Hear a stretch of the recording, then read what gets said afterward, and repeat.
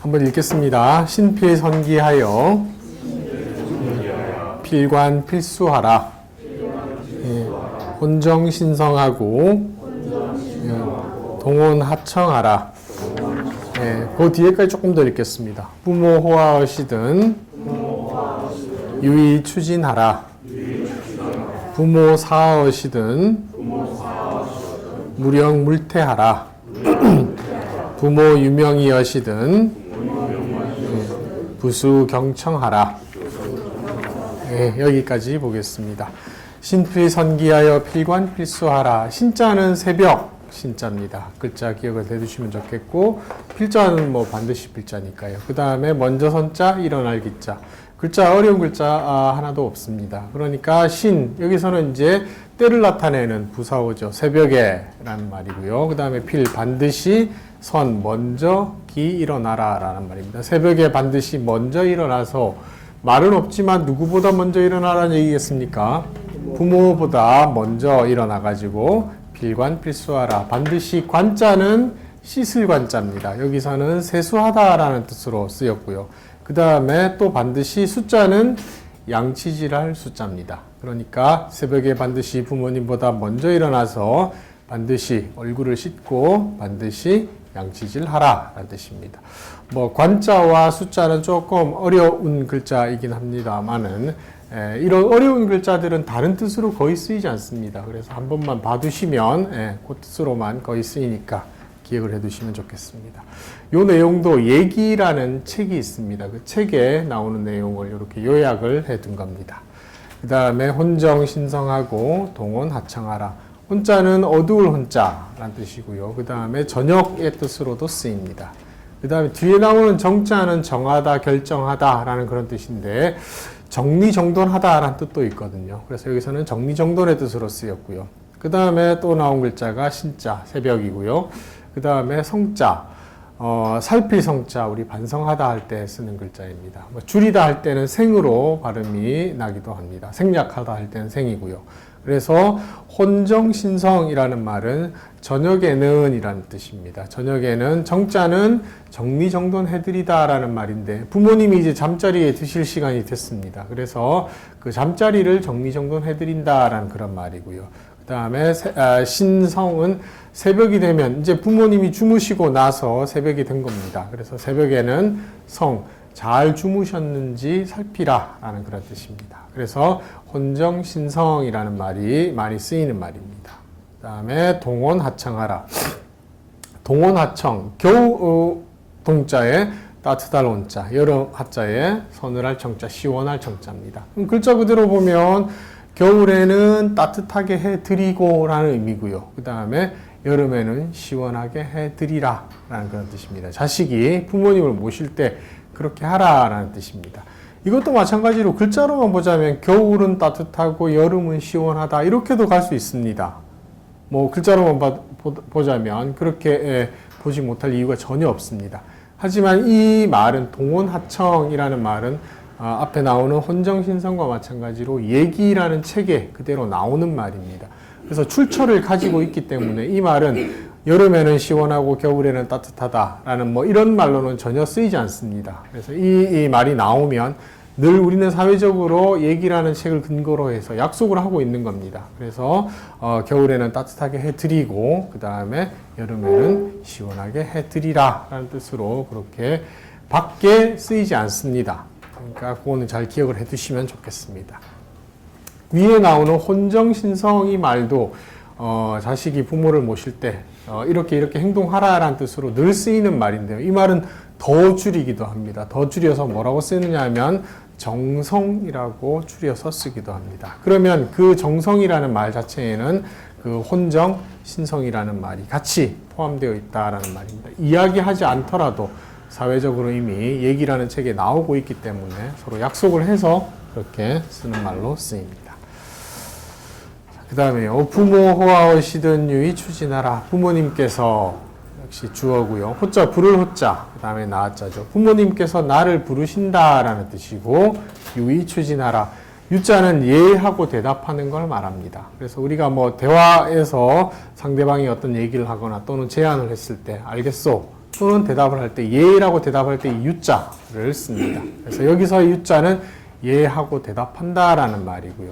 그 다음에 나오는 글자가 문법적인 기능을 가진 글자입니다. 보통 우리가 말, 이을, 이자라고 합니다. 그래서 앞말과 뒷말을 이어준다라는 그런 글자인데 실제로는 앞에 문장과 뒤에 문장을 이어주는 그 문장과 문장을 이어주는 역할을 하는 글자가 말일 이자입니다. 그래서 앞에 유자가 대답할 유자인데 그래서 이건 대답을 한다라는 뜻이고요. 그 다음에 이자 그리고라는 뜻이죠. 그래서 말일 이자는 뭐 순접, 역접, 전환 또는 뭐 가정 여러 가지 의미로 다 쓸 수가 있습니다. 그래서 문장과 문장을 이어주는 역할을 하고 문맥에 따라 가지고 이게 전환도 될 수 있고요, 순접도 될 수 있고, 그다음에 역접도 될 수 있습니다. 여기서는 예하고 대답하라라는 뜻이고요. 이 그리고 추진하랍니다. 추자는 달릴 추자입니다. 물론 다른 뜻도 있습니다만 그건 뒤에 가면 나올 때 그때 또 설명을 드리겠습니다. 그 다음에 진짜는 나아갈 진짜니까 달려서 나아가라 라는 말입니다. 왜 우리 예전에 노래도 부모님께서 나를 부르시면 예 하고 대답하고 빨리 달려간다 뭐 그런 내용 있지 않았습니까? 그것과 같은 내용입니다. 그래서 이제 이거는 앞 문장과 뒷 문장을 연결을 시켜야 됩니다.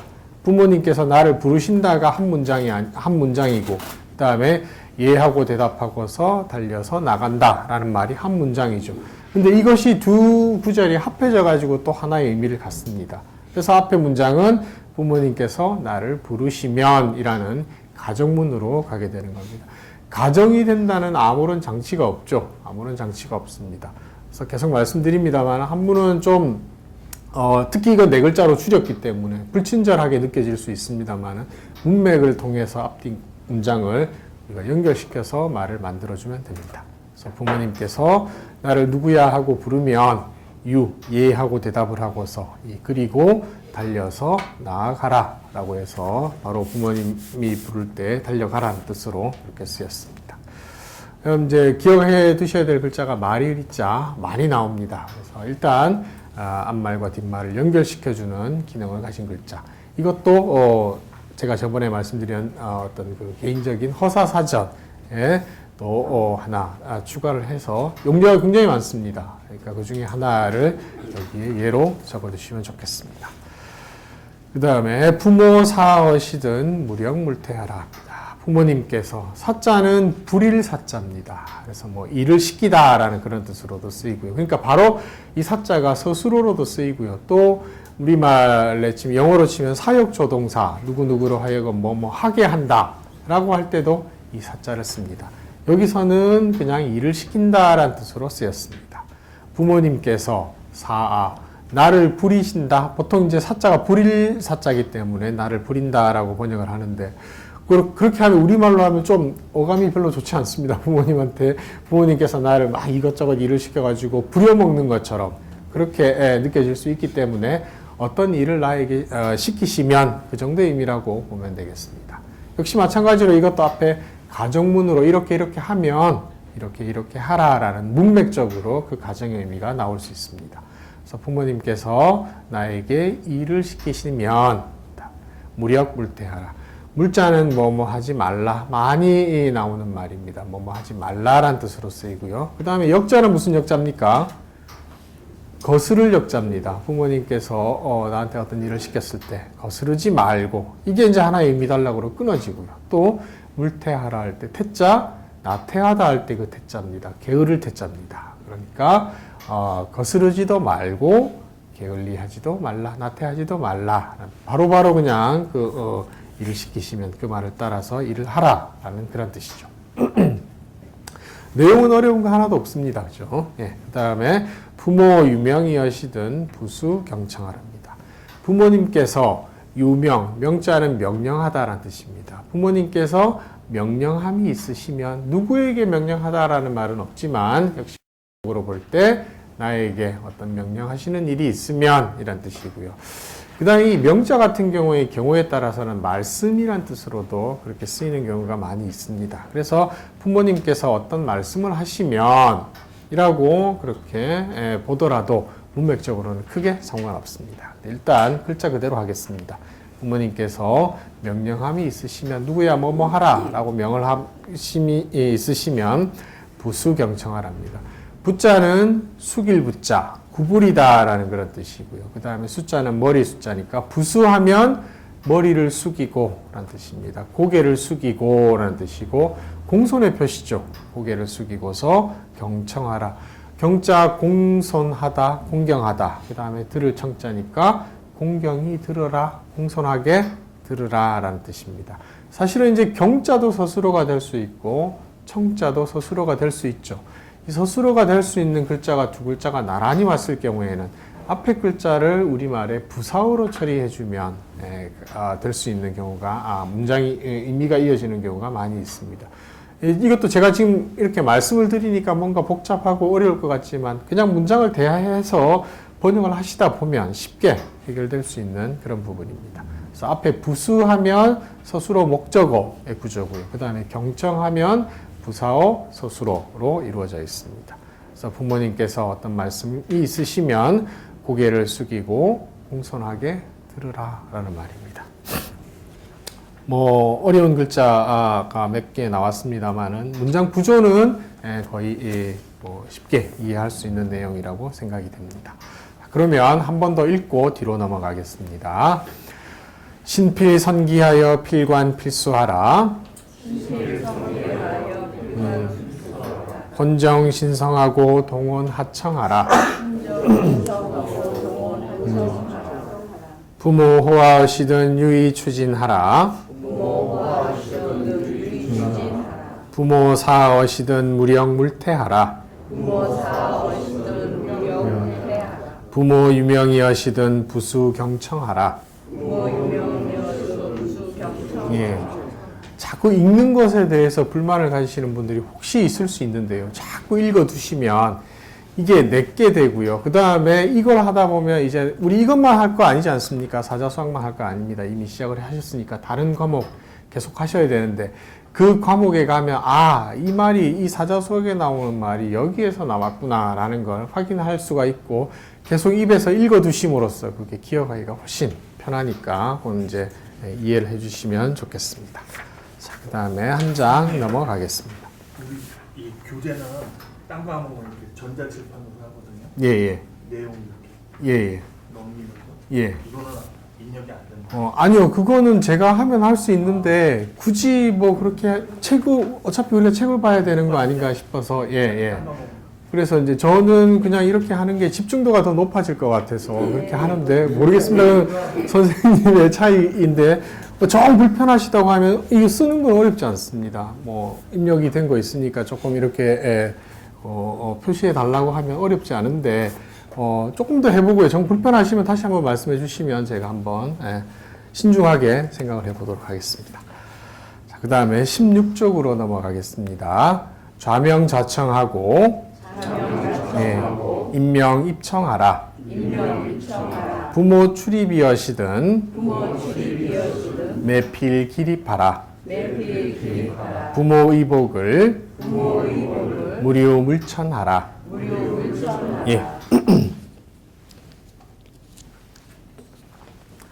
좌명 좌청하고 임명 입청하라. 좌명 앉아서 명령하다.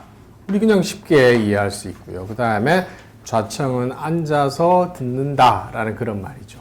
이것도 그냥 글자로는 어렵지 않지만 이제 문장으로 만들면 앉아서 명령을 하시면 앉아서 들으라 라는 그런 말이겠죠. 그러니까 앞에 문장도 주어가 사실은 생략되어 있는 형태고요.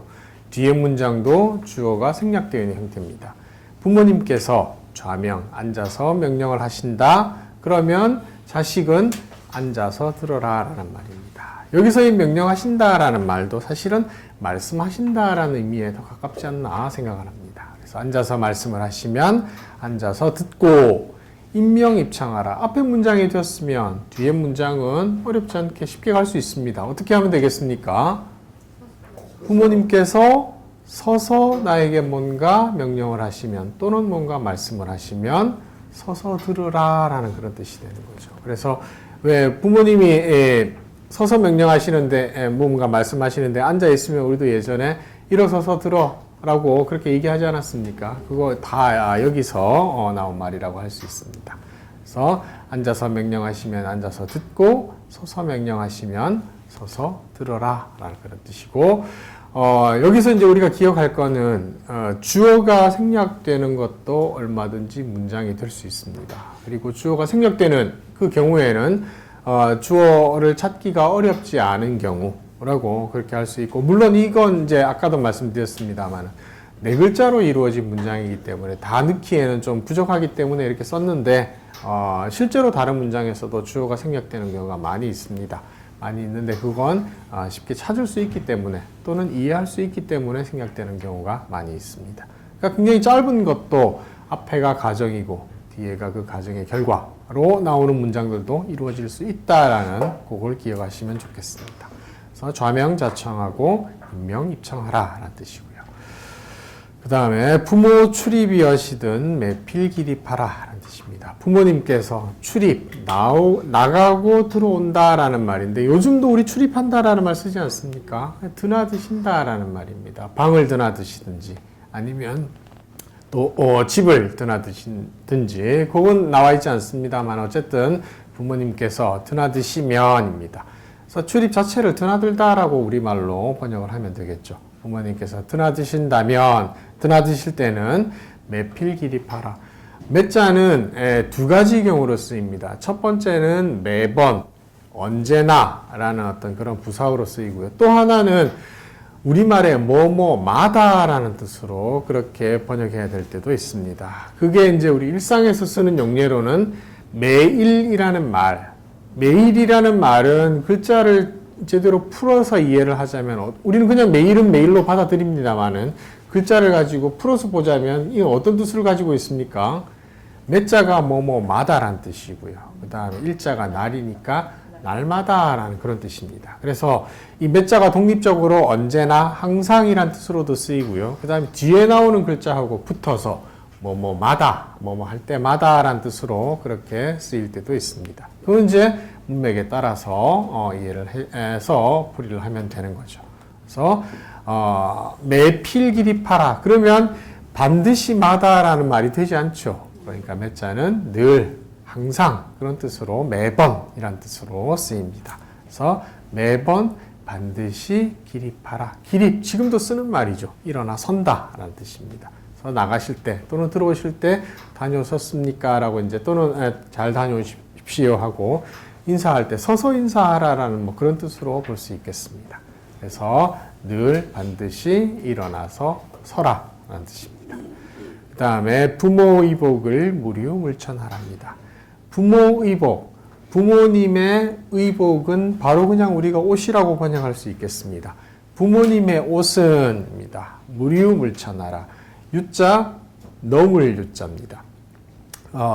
그래서 무료하면 무슨 뜻이 되겠습니까? 넘지 말라라는 뜻입니다. 그 다음에 물천할 때 천자는 밟을 천자죠. 그래서 밟지도 말라라는 뜻입니다. 그럼 사실은 이제 제가 처음에 설명을 드릴 때 한문은 주어가 오고 서술어가 오고 그 뒤에 서술어가 요구하는 성분이 뒤에 놓인다라고 말씀을 드렸습니다. 그게 이제 일반적인 어순인데, 이건 사실은 지금 토가 어떻게 되어 있냐면 부모 의복을 무료물천하라라고 해서 앞에가 전체가 목적어가 앞으로 나와 있죠. 이거는 얼마든지 이렇게 쓸 수 있고요. 그 목적어가 앞으로 나오는 이유는, 첫 번째 이유는 강조하기 위해서 쓰기도 하고요. 그 다음에 또 문장을 쓰는 사람의 어떤 그 특징에 따라 가지고 문장을 그 부모 의복이라는 목적어를 앞으로 가져다 보내기도 합니다. 여기서는 강조임이라고 그렇게 볼 수 있겠습니다. 그러니까 이 문장은 원래는 어떻게 써야 되냐면 무료 부모 의복하고 물천 부모 의복하라. 이게 이제 한문의 기본적인 어순에는 해당하는 겁니다. 그렇게 맞는 겁니다. 하지만 얼마든지 이렇게 도치가 되어 가지고 쓰일 수가 있습니다. 그래서 부모님의 의복을 넘지 말고, 넘어가지 말고, 넘어다니지 말고, 또 밟고 다니지 말라. 천자 밟을 천자. 우리 이 천자는 또 어떤 의미로도 쓰입니까? 그 실천하다 할 때 하나하나 밟아 나간다라는 그런 뜻으로 실천하다 할 때도 이 천자를 그렇게 씁니다. 네, 한 번 더 읽겠습니다. 좌명 좌청하고 임명 입청하라. 부모 출입이여시든 매필 기립하라. 부모 의복을 무료 물천하라. 예. 자, 그 다음 페이지로 넘어가겠습니다. 부모 유지리여시든 우이모추하라. 대안불식이여시든 사득양찬하라. 출필곡지하고 반필면지하라. 네, 여기까지 보겠습니다. 부모 유지리여시든 부모님에게 이 유자 앞에 나오는 말은 우리말로는 어디에 또는 누구에게라고 번역을 하면 우리말에 더 가깝게 이해되는 경우가 많이 있습니다. 물론 그렇지 않은 경우도 있습니다만은 여기서는 부모님에게라고 번역하는 게 우리말에는 더 좋습니다. 부모님에게 질이 있으시면 이 질자는 우리 질병이라고 하지 않습니까? 병입니다. 그래서 부모님께 병환이 있으시면 이란 뜻인데 보통 우리는 질병이라고 쓰는데 그래서 이제 병으로 의미를 쓰는데 예전에는 질병이라고 쓰면 그 논어에도 그 용례가 그대로 나오는데요. 병이 질자가 병이고요. 지금 우리가 쓰는 그 다음에 병자는 위독하다라는 뜻으로 많이 쓰입니다.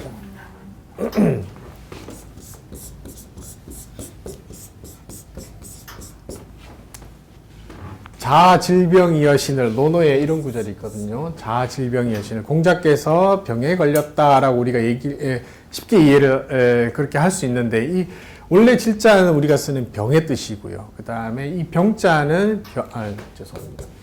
병이 위독해지다라는 그런 뜻입니다. 그래서 이 논어에서 공자께서 병이 위독해지시자라고 이 병자를 위독하다라는 뜻으로 그렇게 쓰는 경우도 있습니다.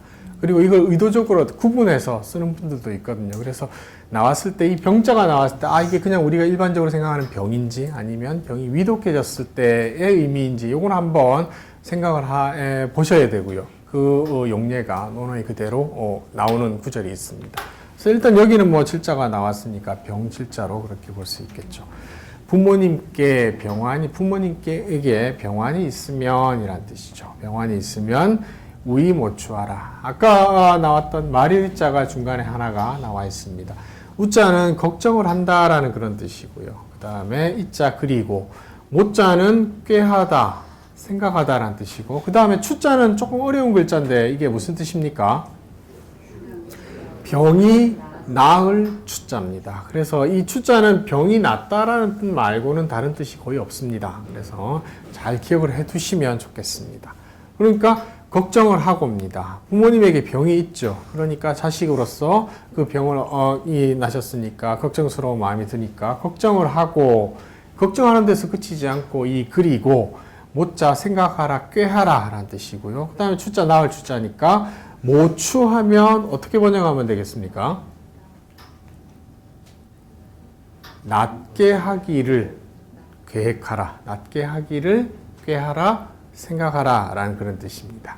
그래서 이것도 이제 문법적으로 어떤 말을 만들자면 추자는 병이 낫다라는 뜻이지만 지금 이 문장에서는 문장 성분으로 어떤 성분으로 쓰이고 있습니까? 이 추자가 목적으로 쓰이고 있지 않습니까? 목적으로 쓰이면 항상 명사 또는 명사형이 되어야 됩니다. 그러니까 나을 추자가 낫게 하기, 낫게 할 것으로 우리가 만들어서 번역을 해주는 겁니다.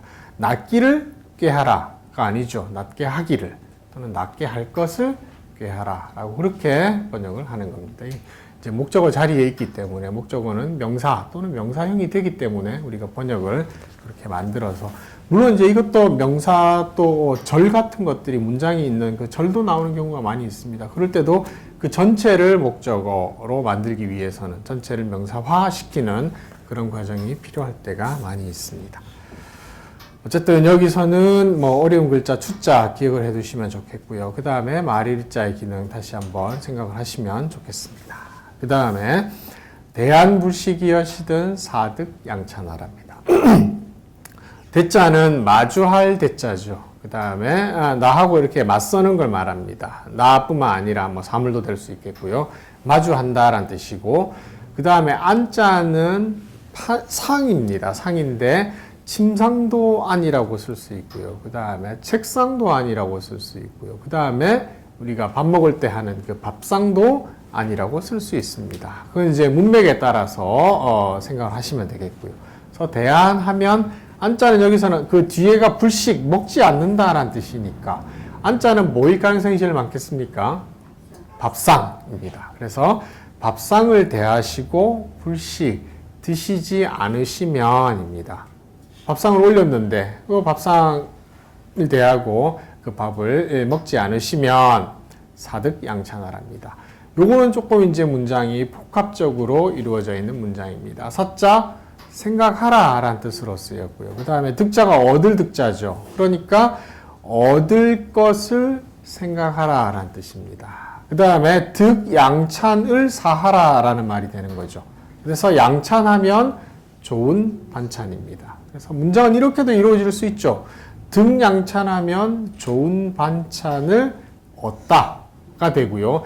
이게 사자의 목적어가 되지 않습니까? 그러니까 좋은 반찬을 얻을 것을 생각하라 라고 해서 이게 이제 아까 좀 전에 말씀드린 명사 절로 간 겁니다. 그래서 절의 형태인데 명사화 시켜주는 그런 과정이 필요한 거죠. 그래서 말씀은 이렇게 드리지만 나중에 번역할 때 그냥 쉽게 그렇게 말을 만들 수가 있습니다. 어쨌든 사자가 전체 서술어고요. 그 다음에 등양찬이 하나의 문장으로서 사자의 목적 절이 되어 있습니다. 그래서 좋은 반찬을 얻을 것을 생각하라 라는 뜻입니다. 그래서 뭐 부모님 안 드시면 배 부르신갑다 생각하지 말고 음식이 마음에 안 드시는가 보다 라고 생각하라 라는 그런 뜻으로 볼 수 있겠습니다. 역시 앞에 것도 가정이고 뒤에 것은 그 가정의 상황이 발생했을 때 자식이 어떻게 행동하라 하는 그 행동의 지침을 알려주는 그런 내용입니다. 그러니까 문장의 구조는 거의 다 똑같이 이렇게 이루어져 있습니다. 자, 그 다음에 출필복지하고 반필면지하라 합니다. 출, 밖으로 나가다. 그 다음에 필자, 반드시. 그 다음에 나오는 고자는 우리가 아래다라는 뜻이지 않습니까? 보통 이 고자는 아랫사람이 윗사람에게 아래는 걸 고라고 얘기합니다. 그래서 고하다라는 그런 뜻인데 여기서는 지금 발음을 곡이라고 꼭 집어서 지금 곡으로 발음을 해야 된다라고 썼습니다. 고자는 그냥 글로 아래일 수도 있고요. 그 다음에 얼굴을 보고 아래일 수도 있는데 얼굴을 보고 아래일 때는 예전부터 우리나라에서는 발음을 곡이라고 했습니다. 그리고 요 문장에서는 그 얼굴을 보고 아랜다라는 그런 뜻으로 쓰였습니다. 그래서 이 출은 밖으로 나간다는 뜻인데 그 주체는 누구냐 하면 자식입니다. 자식이 또는 뭐 자식으로서의 내가라는 뜻이죠. 자식이 밖으로 나갈 때에는 또는 내가 자식으로서 밖으로 나갈 때에는 반드시 곡자 얼굴을 보고 아뢰어라 라는 뜻입니다. 그 다음에 지자는 여기서 이 지자의 용례가 새로 하나 나왔는데요. 대명사입니다. 대명사는 선행사가 있어야 되는데 여기 지금 보이지는 않습니다. 보이지는 않습니다만은 그 부모라고 볼 수 있겠죠. 그래서 나갈 때는 반드시 그에게 꼭 얼굴을 뵙고 아뢰고 라는 뜻입니다. 그래서 출필곡지하고의 뜻이고요. 대명사입니다. 그래서 이제 이 지자도 앞에 우리 뭐 관형격으로 나오는 용례가 한번 나왔었는데요. 여기서는 대명사로 쓰였고요. 대명사는 이 지자는 사람을 받을 수도 있고요. 그 다음에 사물을 받을 수도 있고 다 받을 수 있습니다. 그래서 누구누구에게 또는 누구누구를도 될 수 있고요. 무엇무엇을로도 될 수 있습니다. 그 다음에 사람을 받을 때는 1인칭, 2인칭, 3인칭 다 받을 수 있습니다. 그래서 지자가 보통은 이제 그것을 또는 그를 이란 뜻으로 제일 많이 쓰이는데요. 너를 이라는 말로 쓸 수도 있고요. 그 다음에 나를 이라는 말을 받을 때도 지자를 쓸 수 있습니다. 그러니까 사람과 사물을 받는 대명사로 쓰이고 사람을 받을 때는 1인칭, 2인칭, 3인칭으로 다 쓰일 수 있습니다. 그래서 1인칭으로 쓰이는 용례는 뒤에 가면 바로 나옵니다. 그때 한번 확인을 하고요. 여기서는 그에게라는 뜻으로 쓰였죠. 그래서 부모님에게 얼굴을 뵙고 아래다 라는 뜻입니다. 그래서 지자 용례도 여기에 하나 추가를 해 두시면 좋겠습니다. 그 다음에 반필면제하라. 밖으로 나갈 때, 외출할 때는 반드시 부모님에게 얼굴을 뵙고 다녀오겠습니다 라고 아뢰라라는 그런 뜻이 있고요. 두 번째 거는 반필면제하라. 반자는 그럼 뭐겠습니까? 외출했다가 돌아왔을 때겠죠. 돌아왔을 때는 반드시 면자는 얼굴 면자죠. 이것도 얼굴 면자인데 자리가 어디에 놓여 있습니까? 서술어 자리에 놓여 있지 않습니까? 그러니까 이거는 얼굴을 보여드리다 라는 뜻으로 쓰였습니다. 그래서 지자 역시 부모님입니다. 부모님에게 얼굴을 보여드려라 라는 뜻이고, 그것이 가지고 있는 의미는 얼굴을 보여드리고 다녀왔다고 아뢰어라 라는 뜻이 다 포함이 되어 있습니다. 그래서 이 면자도 서술어로 쓰일 수가 있고요. 서술어로 쓰일 수밖에 없는 이유는 서술어 자리에 놓여 있기 때문입니다. 지금 자리 자체가. 그러니까 지자는 부모님을 가리키는 말이니까요. 돌아왔을 때에는 반드시 부모님에게 얼굴을 보여드리고 아뢰어라, 돌아왔다는 사실을 아뢰어라 라는 뜻으로 보면 되겠습니다. 그래서 출필국지하고 반필면지하라 라는 책도, 내용도 얘기라는 책에 그대로 나옵니다. 거기에는 뒤에 나오는 갈지자는 없습니다. 출필곡하고 반필면하라 라고 되어 있는데, 여기에서는 네 글자를 만들어주기 위해서 지자를 넣었다라고 볼 수 있습니다. 그래서 하나만 더 말씀드리면 이 갈지자는 대명사가 아니다라고 보시는 분도 있습니다. 이게 무슨 대명사냐, 그냥 리듬을 맞추는 글자다 라고 하고 요것과 같은 용례를 듭니다. 그럴 때 얘기의 출필곡 반필면이라고 되어 있거든요. 그러니까 지자는 리듬만 맞춰주기 위해서, 네 글자 맞춰주기 위해서 들어간 것이지 대명사 아니다 라고 그렇게 보시는 분도 있는데, 그렇게 이 지자를 대명사 아닌 리듬을 맞추는 글자로 봤을 때는 너무너무 해결되지 못하는 부분들이 많이 있습니다. 그래서 일단 이 지자를 나중에는 그렇게 보셔도 그건 이제 개인적인 의견이기 때문에 상관없습니다만, 일단은 대명사로 보고요. 그 다음에 그 대명사가 나오면 그 선행사가 무엇인가를 찾는 것이 문장을 번역하는데 아주 핵심적인 사항이 됩니다. 그러니까 그것이 어떤 것일까를 한 번씩 계속 생각해 보시면 좋겠습니다. 여기서 제가 생각할 때는 부모님이라고 이 지자를 그렇게 부모님을 가리키는 대명사로 그렇게 보면 좋겠습니다.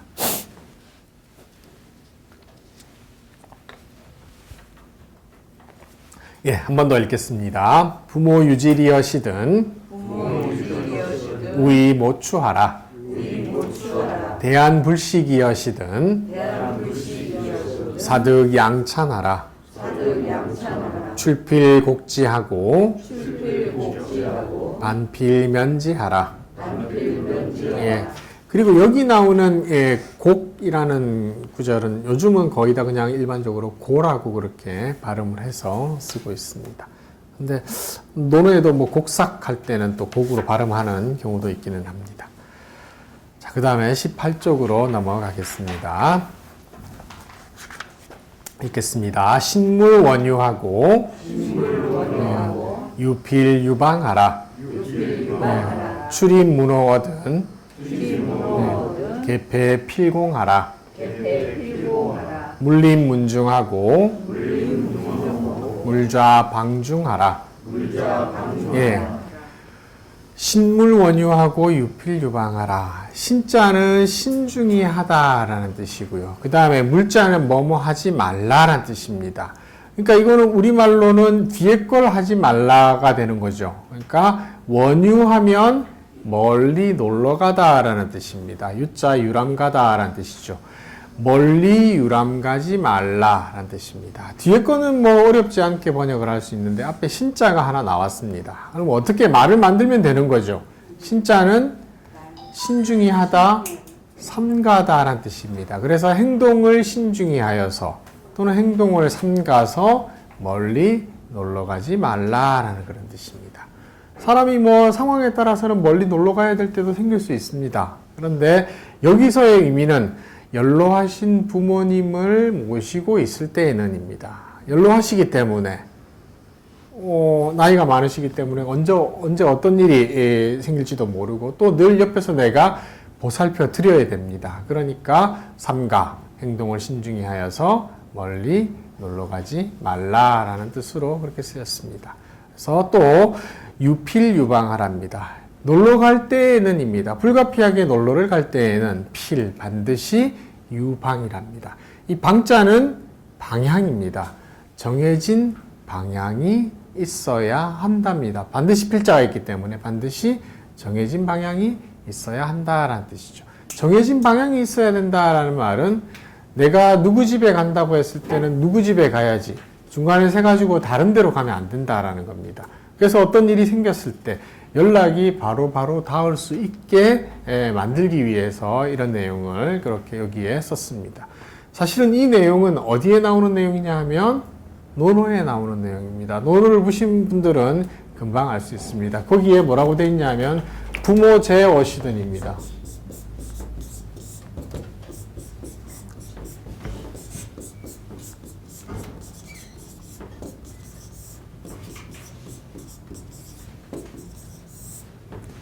부모제 어시든 불원유하며 그 다음에 여기 나오는 유필유방하라 라는 말이 논어 2인편에 그대로 나오고 있습니다. 지금 그 구절을 여기에서 네 글자씩 축약해서 썼습니다.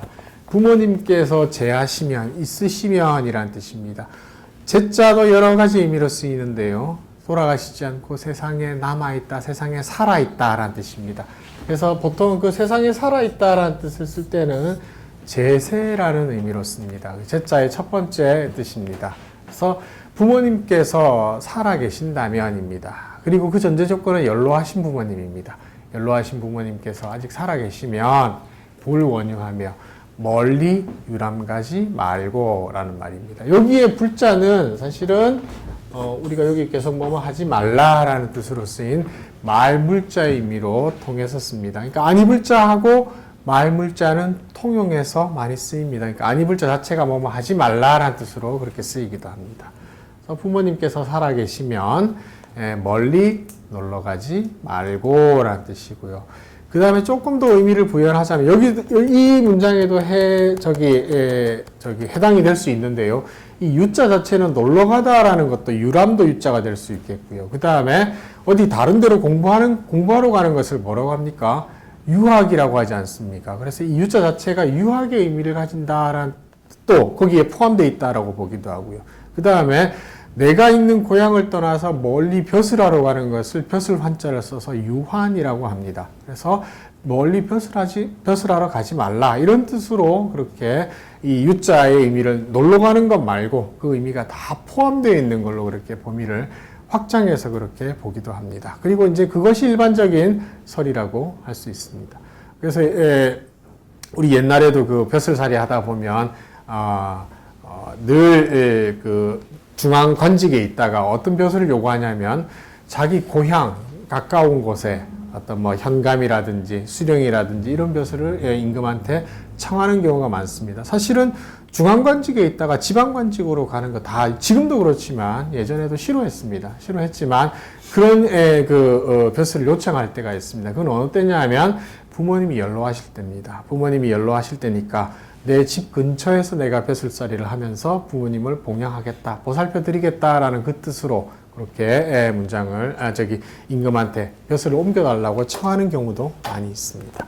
그래서 논어에 나오는 부모 제어시는 부모님께서 살아계시거든 멀리 유하지 않으며 또 유하더라도 반드시 일정한 방향이 있어야 한다. 꼭 거기에 말씀드린 그 방향에 가야 한다라는 말입니다. 그래서 요 18번 구절에 나와 있는 거는 논어에 나오는 구절이라고 기억을 하시면 좋겠습니다. 이인편에 나옵니다. 나중에 한번 찾아보시면 좋겠습니다. 이인편에 나오는 구절이니까. 그 다음에 출입 문어든 개폐 필공하라 라고 되어 있습니다. 출입, 아까 드나들다 라는 뜻으로 번역을 했습니다. 그래서 부모님께서 출입하신다 라는 뜻인데 여기서는 출입 드나듭니다. 그러면 드나들다 하면 뒤에 또 목적어가 나올 수 있죠. 어디를 드나들다 는 뜻인데 여기서는 문호가 목적어입니다. 문호를 드나들 때는 입니다. 문도 문이고 호도 호죠. 그런데 다 글자 생긴 대로 하다 보면 이 문이라는 것은 양쪽으로 미닫이 문이고요. 호라는 건 왜 뭐 지금은 참 보기 어렵습니다만 예전에 그 서부 영화 보면 이렇게 한쪽으로 생긴 문 있지 않습니까? 이렇게 해가지고 이걸 밀고 들어가고 밀고 나오는 이 문에서 이 호자의 의미는 외장문의 의미를 뜻한다고 합니다. 그래서 이제 거기서 나온 말이라고 그렇게 됩니다. 옆에 그 설명에도 그 왼쪽에 붙어 있는 설명에도 문은 양쪽으로 여는 문, 호는 한쪽으로 여는 문이라고 이렇게 설명이 되어 있습니다. 어쨌든 문호하면 집이라는 집의 문으로 얘기하면 되겠고, 이게 의미가 확장되면 뭐도 됩니까? 문호를 일으켰다라고 하면 가문을 일으켰다라는 뜻으로 어떤 집안이나 가문이라는 뜻으로 나중에는 의미가 확장되어서 그렇게 쓰이기도 합니다. 여기서는 단순히 문입니다. 문을 드나들 때에는입니다. 이거 드나든다라는 말은 내가 드나드는 겁니다. 내가 문을 드나들 때에는 개폐 필공하라. 개자 열개자, 그 다음에 폐자 닫을 폐자입니다. 열고 닫는 것은 반드시 공손하게 하라라는 뜻입니다. 이것도 개폐 자체를 목적으로 볼 수도 있겠죠. 열고 닫기를 반드시 공손하게 하라. 그렇게 봐도 이 문장은 전혀 문제가 없습니다. 그러니까 문을 쾅쾅 닫지 말고 조심조심하게 열고 조심조심 닫으라 라는 그런 뜻으로 보면 되겠습니다. 뒤에 나오는 공자는 공손하다라는 그런 뜻입니다. 그래서 문을 드나들 때에는 열고 닫을 때 반드시 공손하게 하라, 또는 열고 닫는 것을 반드시 공손하게 하라라는 뜻입니다. 그 다음에 물립문중하고 물좌 방중하랍니다. 역시 물자 하지 말라, 립자 설립자죠. 서지 말라라는 뜻입니다. 그 다음에 어디에 서지 말라라는 뜻입니다. 문 가운데에 서 있지 말고라는 뜻입니다. 문 가운데 서 있으면, 문은 누구나 계속 끊임없이 드나드는 장소입니다. 그런데 중간에 서 있으면 드나들기에 불편하죠, 다른 사람들이. 그러니까 서 있을 때에도 문 한가운데에 서지 말고 라는 뜻이고요. 그 다음에 물좌, 앉지 말라 라는 뜻이죠. 어디에 앉지 말라고 했습니까? 방중에 앉지 말라.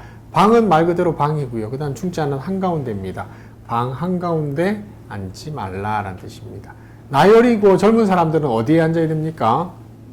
운목, 윗목, 그러니까 운목에 앉고, 그 다음에 부모님은 아랫목에 앉는 겁니다. 그래서 중간에 앉아 있으면 또 왔다 갔다 하는데 불편하기 때문에 그렇게 얘기를 한 겁니다.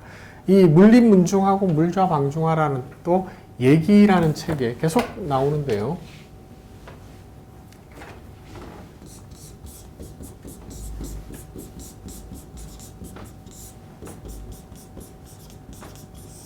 옛날의 예법에 대해서 기록되어 있는 아주 중요한 육아 경전의 하나입니다. 그리고 거기에 나오는 말을 여기에 약간 가공을 해서 이렇게 써놓고 있습니다.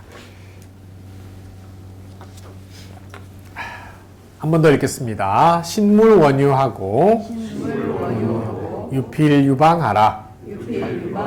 출입문어든 개폐필공하라. 물립문중하고 물좌방중하라. 예. 내용들이 어떻습니까? 뭐 여기에 부모님이 되셔가지고 자식들한테 했던 말 중에 여기에 해당하는 말들이 아마 한두 가지는 분명히 꼭 나오리라고 그렇게 생각을 합니다. 제가 들었던 말도 있고, 또 제가 지금 애한테 또 하는 말도 여기에 포함되어 있고, 그러니까 우리 일상과 이렇게 많이 떨어져 있지 않은 내용들이 여기에 들어가 있고, 그 전통이 지금까지도 이어져 온다, 그렇게 볼 수 있겠습니다. 자, 그 다음에 19쪽으로 가겠습니다. 행물만보하고 좌물의신하라. 구물잡담하고 수물잡피하라. 슬전물좌하고 친면무랑하라. 예. 행자는 다니다라는 그런 뜻이죠. 왔다 갔다 다닐 때에는 뭐뭐 하지 말라. 다닐 때에는 뭐 하지 말라고 했습니까? 만보하지 말고. 만자는 거만할 만자에 거를 보자입니다. 만보는 번역을 어떻게 할 수 있겠습니까? 거만하게 걷다 할 수 있겠죠. 그래서 다닐 때는 거만하게 걷지 말고 라는 번역이 될 수 있겠고요. 또 한 가지 번역은 뭐가 될 수 있냐면, 만보는 만자는 거만하게 하다. 그 다음에 보자는 걷다인데 걸음이라는 뜻도 되죠. 목적어로 보면 걸음입니다. 그래서 걸음을 거만하게 하지 말라 라는 뜻으로 그렇게 볼 수도 있습니다. 두 가지로 다 번역이 가능합니다. 뭐 어느 쪽으로 보더라도 문장의 뜻에는 이해가 되는데 지장이 없습니다. 그 다음 문장, 좌물의신하라. 앉아 있을 때에는, 그러니까 앞에는 행할 때는 움직인다라는 그런 말이겠죠. 걸어간다라는 뜻이고, 여기서는 가만히 이제 앉아 있는 겁니다. 앉아 있을 때에는 물 하지 말라. 그 다음에 의자는 기대다라는 뜻이고요. 그 다음에 신자는 몸신자죠. 그러니까 앉아 있을 때에는 몸을 기대지 말라라는 뜻입니다. 벽이 있으면 그 벽에 몸을 기대고 앉지 말라라는 뜻으로 그렇게 번역을 할 수가 있겠습니다. 자, 그러면 여기서 제가 문제를 하나 내겠습니다. 앞에 행물만보하고의 그 만보를 거만하게 걷지 말라라고도 해도 번역이 되고, 그 다음에 걸음을 또는 걸음걸이를 거만하게 하지 말라라고 해도 번역이 된다고 했습니다.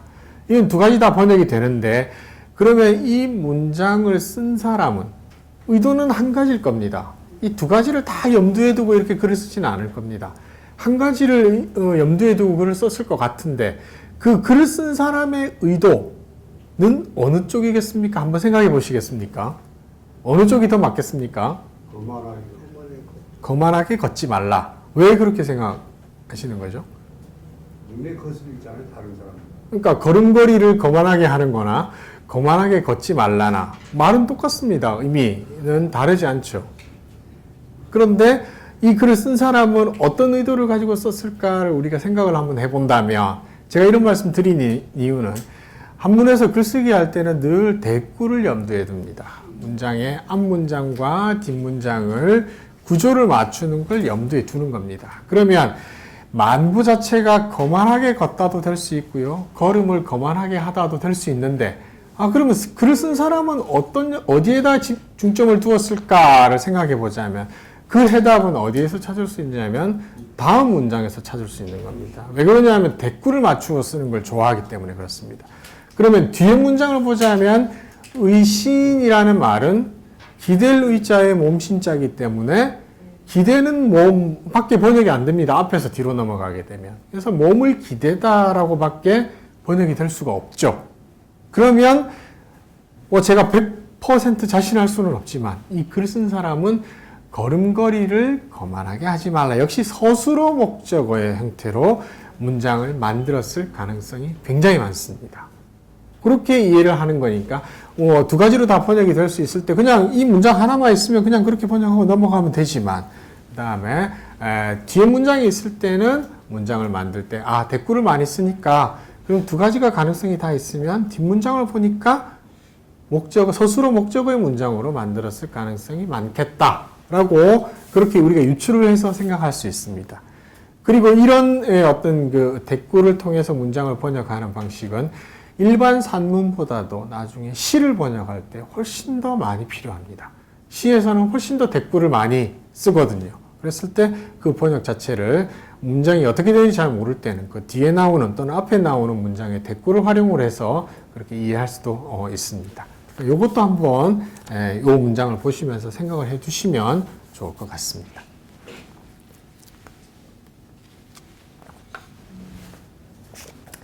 그 다음에 구물 잡담하고 숨을 잡히하라. 직역을 하자면 입구자니까 입은 물 하지 말라, 잡담하지 말라. 잡담은 우리가 지금도 쓰는 말이죠. 잡스럽게 말하다. 그러니까 입은 잡스럽게 말하지 말고 라는 뜻입니다. 그 다음에 숨을 잡히하라. 손은 물 하지 말라, 잡스럽게 장난치지 말라. 이 희자는 희롱하다라는 그런 뜻이니까 잡히 자체가 지금 쓰는 말로는 장난치다라는 그런 뜻으로 바로 볼 수 있습니다. 그래서 입은 잡담하지 말고, 쓰는 말이니까 그냥 그대로 번역하겠습니다. 손은 장난하지 말라라는 뜻으로 번역하겠습니다. 근데 이런 경우에도 또 이제 번역 방법이 하나 더 있는데, 입이 주어가 되고 손이 주어가 되면 사실은 사람이 주어가 되는 게 제일 그 문장이 편한데 이거는 뭐 사물이라고 할 수 있겠죠. 입이라는 것도 사물이라고 할 수 있겠고 손이라는 것도 사물이라고 할 수 있습니다.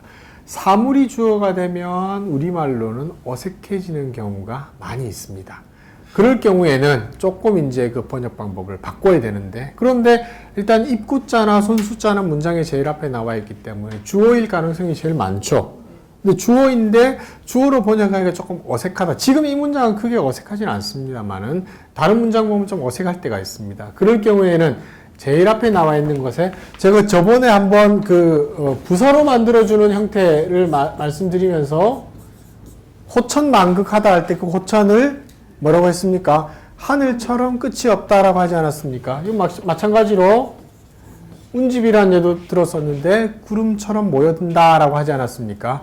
여기서 부사로 만들어주는 방법은 제일 처음에는 앞에 여자를 붙여주는 방법이 있습니다. 그래서 처럼이라는 말이 되겠고요. 두 번째는 뭐냐 하면 써있자를 붙여줘가지고 부사로 만들어주는 방법도 있습니다. 이것도 이제 번역의 기술에 해당하는 겁니다. 그러면 이 문장은 입은 잡담하지 말고 손은 장난치지 말라라고 해도 되지만 이게 사물이 주어가 되니까 좀 어색하다 하면 입으로는입니다. 입을 가지고는 잡담하지 말고 그 다음에 손을 가지고는 장난하지 말라. 입으로는 잡담하지 말고 손으로는 장난하지 말라. 이런 식으로 문장을 만들 수도 있습니다. 그러니까 이제 부사로 만들어주는 방법이 두 가지가 나왔습니다. 첫 번째는 여자를 붙여서 뭐뭐처럼이라고 만들어주는 방법이 있었고요. 두 번째는 써있자를 붙여가지고 뭐뭐로써 뭐뭐를 가지고는 이런 뜻으로 만들어주는 방법도 있습니다. 그것도 이런 짧은 문장 아니라 나중에 긴 문장 또는 어떤 좀 복잡한 문장 이런 것들이 나오면 활용해야 될 때가 반드시 생깁니다. 그럴 때 제가 말씀드린 것들을 잘 기억을 해 두셨다가 나중에 한번 그러니까 실제로 제가 그냥 말씀해 드리는 거 그냥 그대로만 기억하고 있는 거는 아무런 의미가 없습니다. 실제로 그 문장이 나왔을 때 활용을 할 때가 있을 거니까 그때까지는 잘 기억을 해두고 계시면 좋겠습니다. 자, 그 다음 문장입니다. 슬전물좌하고 친면무랑하라입니다. 슬전, 슬자가 조금 어려운 글자이긴 한데 우리 늘 쓰는 말이죠. 슬자 무슨 슬자입니까? 무릎 설자입니다. 그래서 왜 부모님의 보호 아래에 있을 때 우리가 뭐라고 얘기합니까? 슬하라고 하지 않습니까? 부모님 무릎에 앉아가지고 부모님 보호를 받는다라는 그런 뜻으로 쓰이는 말입니다. 이 슬자 무릎 슬자입니다. 그래서 슬전하면 무릎 앞입니다. 역시 누구의 무릎 앞이냐면 부모님의 무릎 앞입니다. 부모님의 무릎 앞에는 물좌, 앉지 말라라는 뜻입니다. 앉지 말고 그 다음에 친면무랑하라.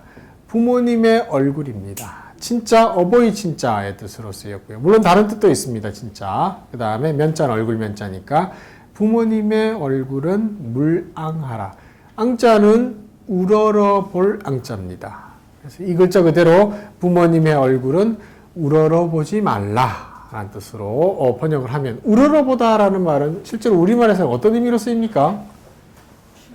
존경의 의미, 추앙의 의미로 쓰입니다. 그런데 부모님의 얼굴은 우러러보지 말라라고 하면 존경하지 말라, 추앙하지 말라 이런 뜻으로 들릴 수가 있습니다. 이 앙자는 고개를 쳐들고 빳빳하게 쳐다보다라는 뜻도 있습니다. 그래서 여기서의 의미는 앙자가 우러러보다라는 뜻이 아니고요.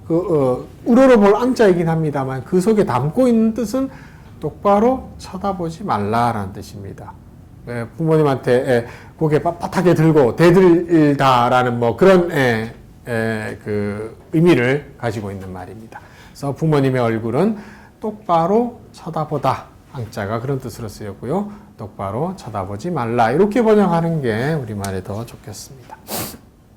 지금 새로 나온 책 여기에는 똑바로 올려보지 말라라고 번역이 되는데 예전 번역책에는 우러러보지 말라라고 그렇게 돼 있어가지고 약간 오해 소지가 있었는데 여기에는 이제 수정이 된 것 같습니다.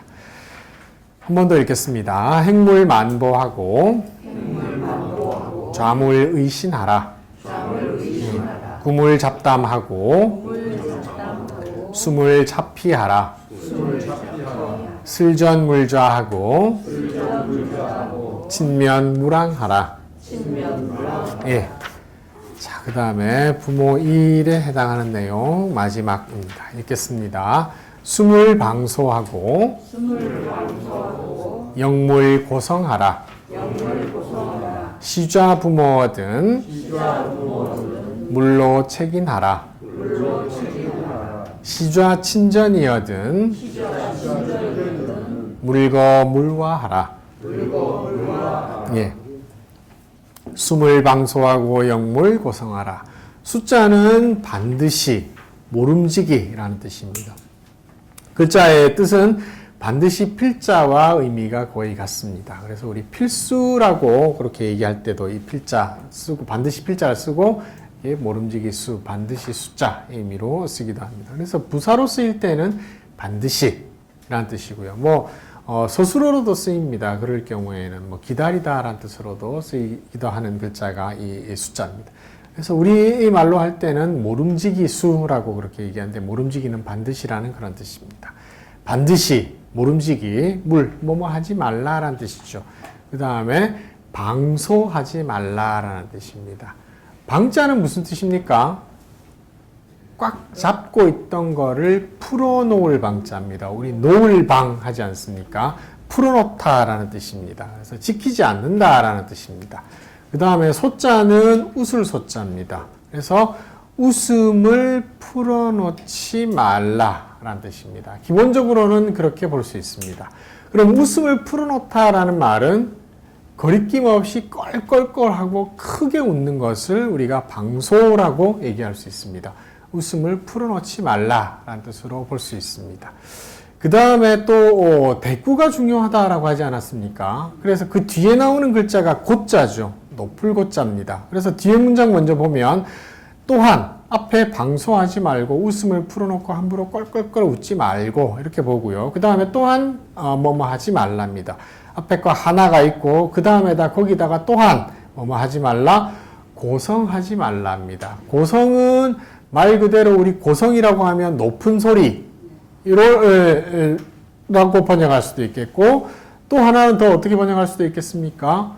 소리를 높게 하지 말라라는 뜻이죠. 목소리를 크게 내지 말라라는 뜻으로 고성이라고 그렇게 볼 수도 있겠습니다. 그래서 또한 소리를 높게 하지도 말라, 소리를 크게 하지도 말라. 부모님 앞에서 목소리 너무 크게 그렇게 하지 말라라는 뜻으로 볼 수도 있습니다. 그래서 이 고자가 높을 고자라는 그런 의미에서 이 앞에 나오는 방자가 또 어떤 뜻이 있냐면 한자는 그 의미 같으면 의미가 통하는 경우가 많이 있습니다. 그래서 이 방자에 이 방자하고 통용해서 쓰이는 경우가 많이 있습니다. 이 방자는 크다라는 뜻을 나타내는 클 방자입니다. 그래서 여기서는 뒤에 나오는 고자의 의미를 살려서 클 방자의 의미로 봐야 된다. 그래서 방소 자체가 단어로 등록이 되어 있습니다. 그래서 큰 소리로 웃는 것을 방소라고 얘기합니다. 그래서 앞에 나왔던 웃음을 풀어놓다라는 뜻으로 봐도 의미가 안 되는 건 아니지만 그래도 단어로까지 쓰이는 용례가 있으니까 여기서 이 방자는 클 방자의 뜻으로 보겠습니다. 그래서 지금 주석에도 방소를 큰 소리로 웃는 웃음이라고 하지 않았습니까? 그래서 그 의미를 클 방자의 의미로 보고 있습니다. 그래서 이 문장은 모름지기 웃음소리를 크게 하지 말고 크게 내지 말고 또한 목소리를 높게 내지 말라라는 뜻으로 번역을 하고 넘어가겠습니다.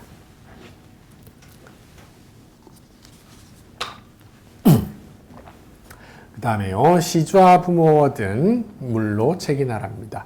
시좌, 시자, 모실 시자. 그 다음에 젖자, 앉아있을 자자, 앉을 자자죠. 그러면 시좌 하면 뭐가 되겠습니까? 모시고 앉아있다라는 말입니다. 그 다음에 누구를 모시고 앉아있냐면 부모님입니다.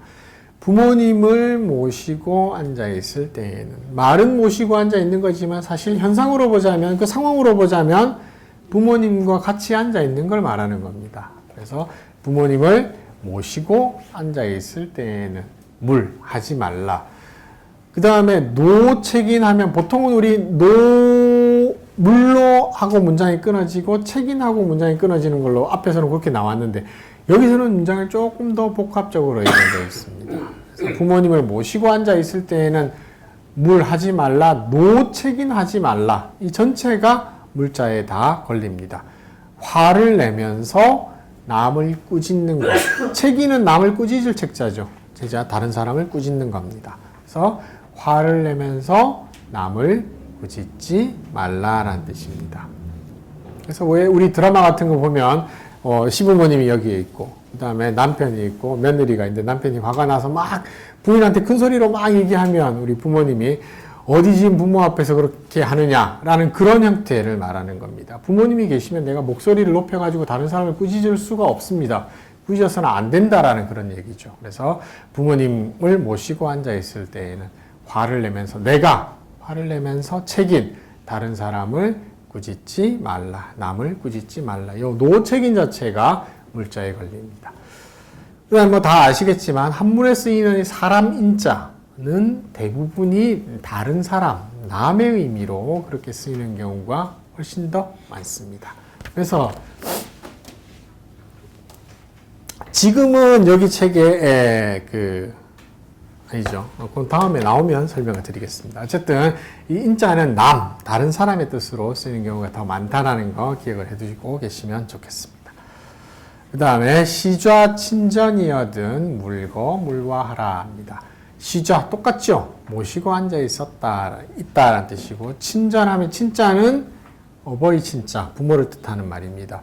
부모님의 앞에서 모시고 앉아 있을 때에는입니다. 시좌는 똑같지만 앞에는 부모에서 부모가 목적어가 되지만 여기서는 부모님의 앞이라는 장소가 되는 겁니다. 그래서 그런 점에서 약간 가 있는 거죠. 그래서 부모님의 앞에서 모시고 앉아 있을 때에는 지금은 나오지 않았지만 여기 다음에 보통 어떤 글자가 오는 것이 일반적이냐면 어자가 여기에 놓이는 것이 일반적입니다. 뒤에 어자가 나올 겁니다. 근데 이게 이제 어디에 또는 어디에서라는 뜻으로 쓰입니다. 그래서 생략된 형태로 보는 게 맞습니다. 뒤에 이제 어자가 나오면 그때 그 용법을 다시 자세히 설명을 드리겠습니다. 부모님의 앞에서 모시고 앉아 있을 때에는 그러니까 친전 자체는 사실은 위치를 나타내는 부사어죠. 이 부사어는 순서를 바꿀 수도 있는 겁니다. 친전시자라고 써도 되죠. 부모님의 앞에서 모시고 앉아 있을 때에는 이렇게 보더라도 문장은 전혀 의미는 달라지지 않습니다. 일단 나와 있는 대로 부모님의 앞에서 모시고 앉아 있을 때에는 물거 물화하랍니다. 물자가 두 개 나온 걸로 봐서는 앞에 것도 하지 말고 뒤에 것도 하지 말라라는 그런 뜻으로 볼 수 있습니다. 거자는 조금 어려운 글자인데요. 무슨 글자입니까? 이게 걸터 앉을 거자입니다. 단정하게 앉는 것이 아니라 삐딱하게 걸터 앉는 것을 거라고 얘기합니다.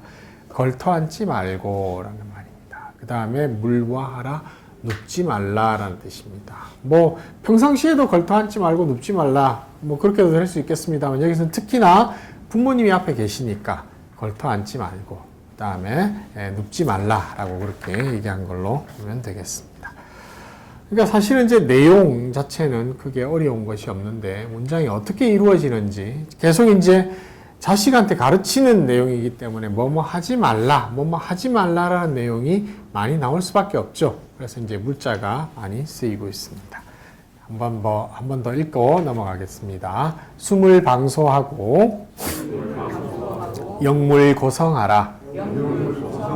시좌 부모든 물로 책임하라. 시좌 친전이여든 물거 물화하라. 예. 여기까지가 이제 부모 관련된 내용 1이었고요. 부모님 앞에서 하는 행동이었고, 그 다음에 부모님에 대한 도리를 나타내는 걸 지금 이제 부모 2로 나누었습니다.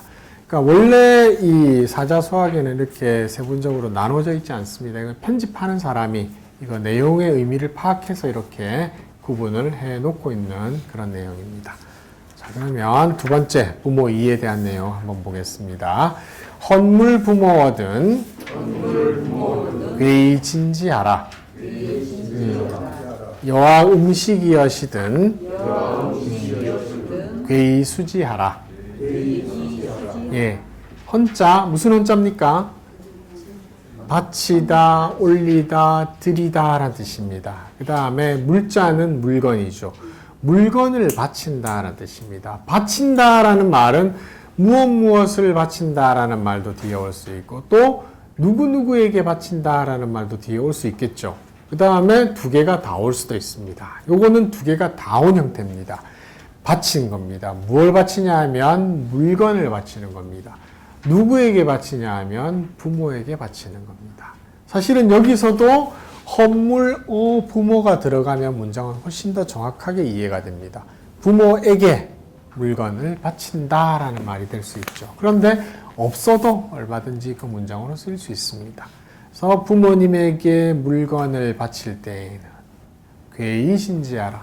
괴자 꿇어앉을 괴자죠. 꿇어앉으라.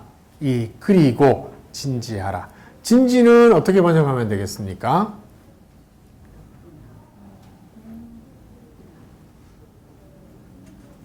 진짜, 이 나아갈 진짜죠.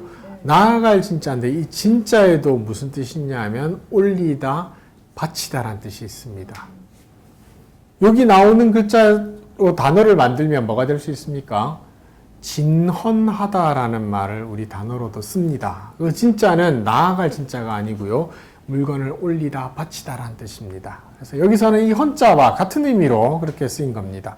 그래서 꿇어앉으라, 이 그리고 진 올려라, 바쳐라는 뜻이고요. 그 다음에 이제 해결해야 될 게 진짜만 해결하게 되면 됩니다. 진은 아까 제가 말씀드릴 때 문장의 끝에 쓰이면 거의 대명사로 쓰입니다. 대명사로 쓰이면 이거는 뭘 찾아야 된다고 했습니까? 선행사, 이 지가 받는 말이 무엇인가를 찾아야 그 의미가 명확하게 이해가 된다고 했습니다. 여기서는 뭐라고 할 수 있겠습니까?